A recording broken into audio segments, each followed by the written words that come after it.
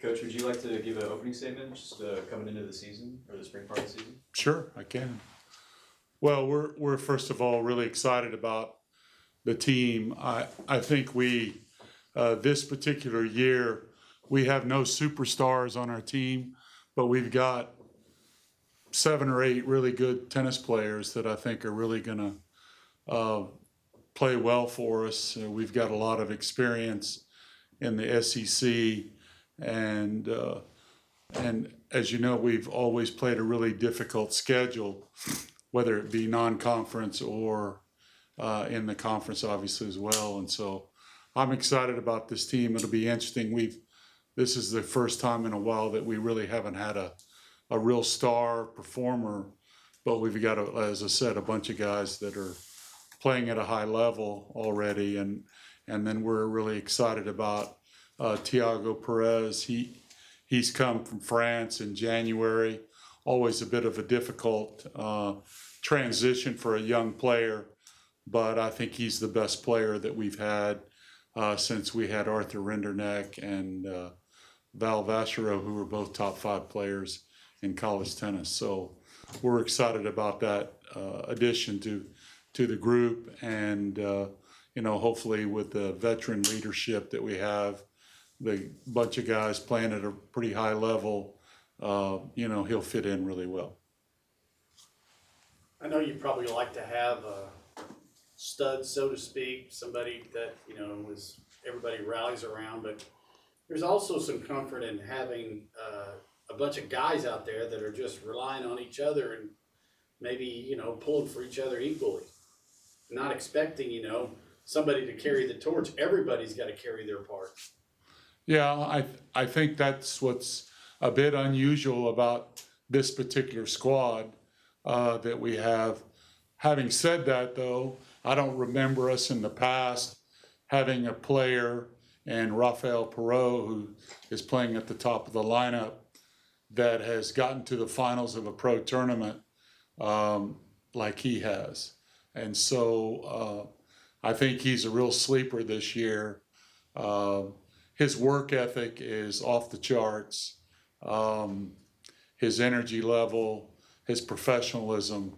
I'm real excited about him getting to go out and play on the tour, just because I know how hard he's worked over the last couple of years and how much improvement he's made in his game. And I guess it was probably in 20 or 21 when we played Florida in the quarterfinals. He played 6-7 on that team. And for him to make the strides that he's made, couldn't be prouder of him.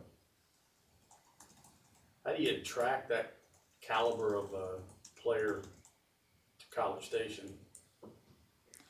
Well, we've had a really good run, especially of French players over the course of the last 6-7 years. And I think it started obviously with Arthur. Arthur's the highest ranked, has been the highest ranked French player in the world, and doing a great job on the tour.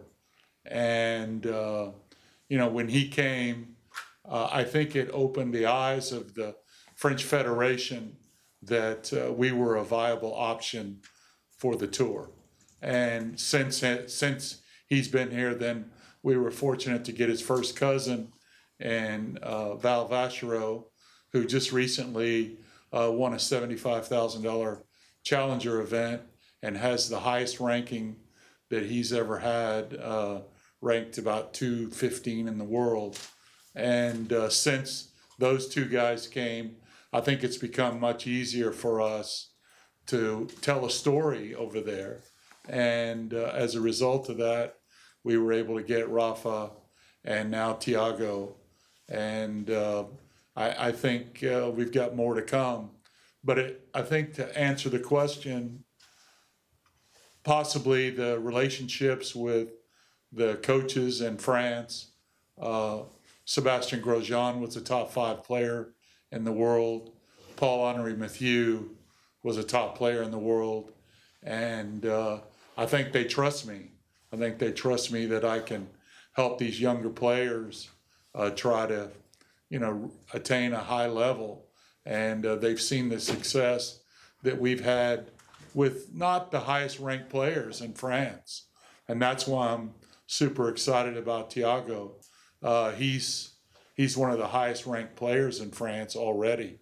And because of that starting point, I think the sky's the limit for him.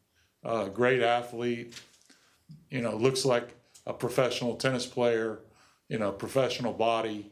And so, we'll see. Time will tell, but, adding him to the team and then having these other really good French players has really made a difference for us. Obviously, it's a long season, but what do you need to see and learn about your team in the early going, whether it be this weekend or the next couple events, that can show you that they're capable of reaching and then exceeding expectations? Well, I think one of the big things is, as you probably know, the team that wins the doubles point wins about 80% of these dual matches. And we'll need to shore up our doubles lineup.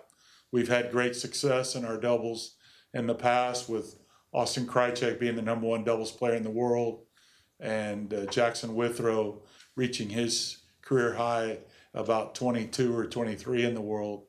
And I think the fact that we have those types of things to go on, the history we've had, we just have a high expectation in our doubles. And if our doubles is on cue and we can find the right combinations of players, then I feel like that our doubles will be a real important part of our success this season.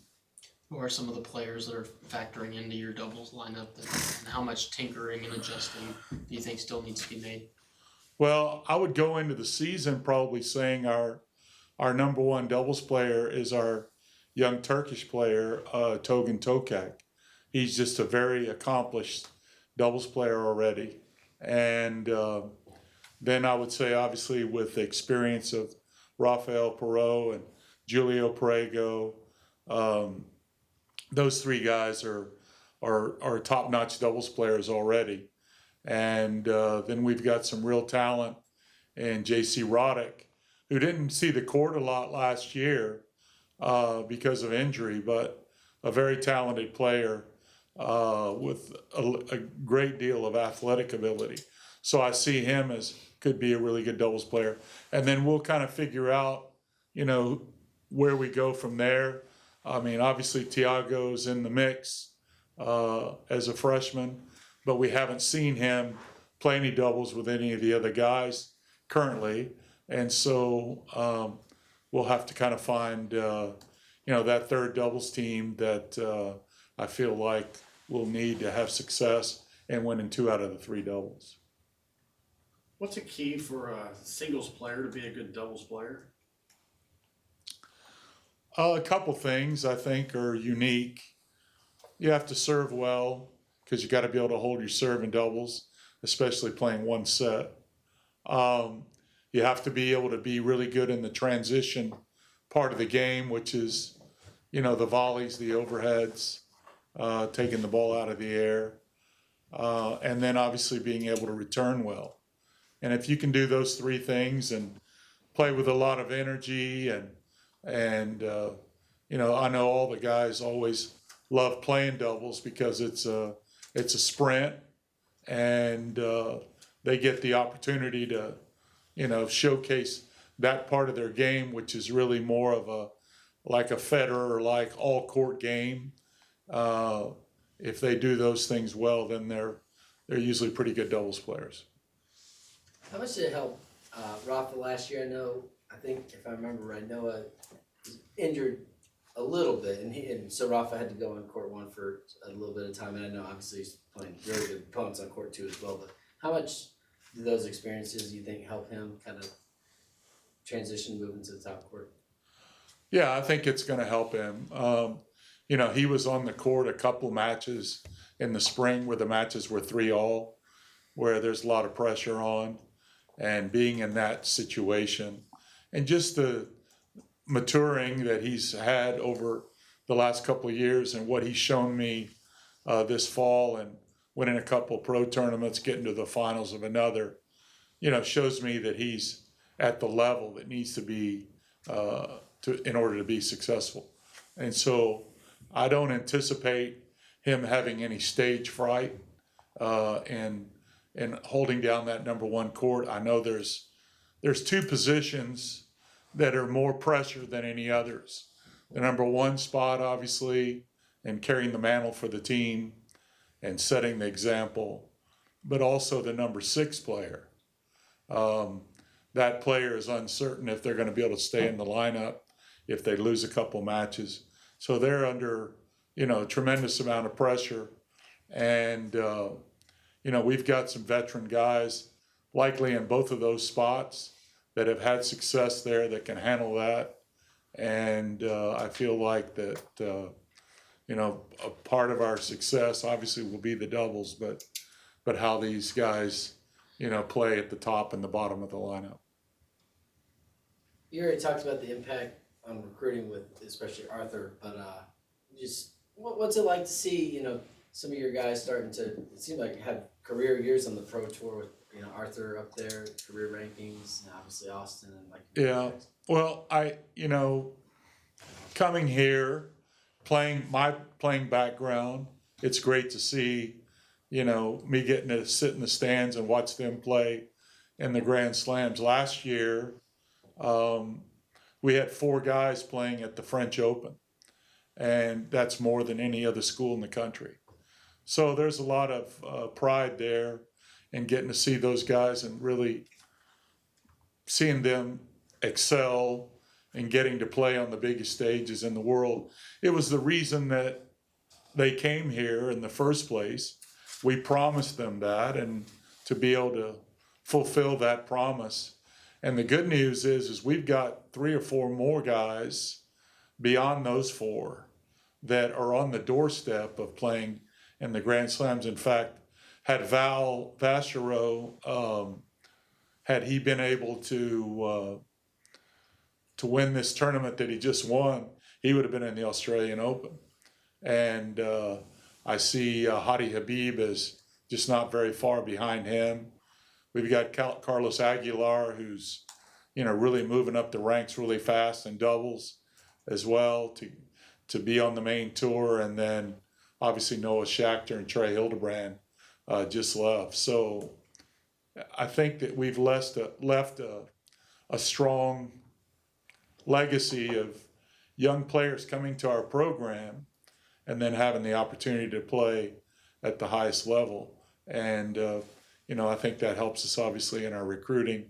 And obviously I'm really excited about how well these guys are doing and how, for example, we've never had a number 1 player in the world in Austin Krajicek. And to see him work as hard as he's worked over the years and have the success he's had is just a great thing. Not to get too philosophical, but are you hopeful, given your history on the tour and what we see across the sport as a whole, that college tennis is maybe becoming more set up, especially on the men's side, to be a launching pad for guys, maybe more so than it was in the past? Well, we've always known that. When I played college tennis, Kevin Curran was one of the top 5 or 6 players in the world, lost in the finals of Wimbledon to Boris Becker. And we both played college tennis with numerous others. And I felt like it's always been a pathway. I think the federations around the world are now coming to that conclusion as well. And, the federations are pretty small. They can only really support X number of players. So why not give some of their best players out to some of these different teams in the USA to give them a chance to play, at a high level. And we can support them much better than maybe they can. All right. Thank you. Thank you, Coach. Best of luck this year, Coach. Yeah. Thanks, guys. Appreciate it.